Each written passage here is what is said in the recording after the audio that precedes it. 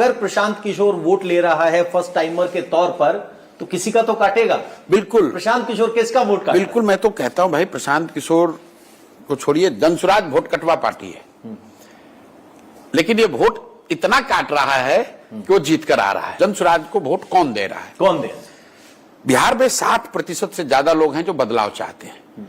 वो किसी जाति के हों, किसी वर्ग के हों, किसी दल के समर्थक हों, किसी विचारधारा के हों, बदलाव सब चाहता है।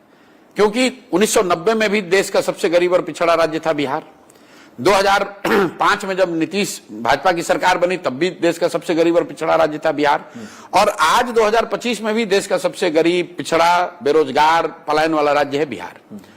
तो 30-35 साल से जो लोगों ने यहां पर कष्ट में जो अपना जीवन बिताया है, उसकी वजह से बदलाव सब चाहते हैं।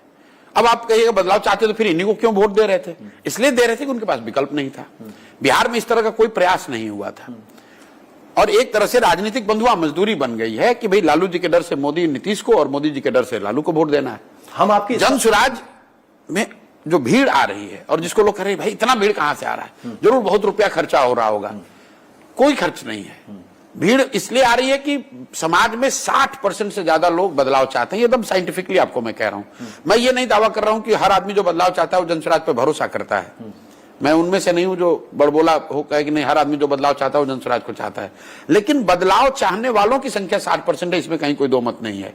अब जनसुराज पर, हम पर, जनसुराज के नेताओं पर, कार्यकर्ताओं पर और हम लोग की विचारधारा, जो कार्यक्रम हमारा है, उसकी एक तरह से जांच और उसका टेस्ट होना है। समाज के सामने विकल्प है कि बदलाव अगर आप चाहते हैं तो एक बात तो तय है कि जो इनकम्बेंट है उसको जाना है।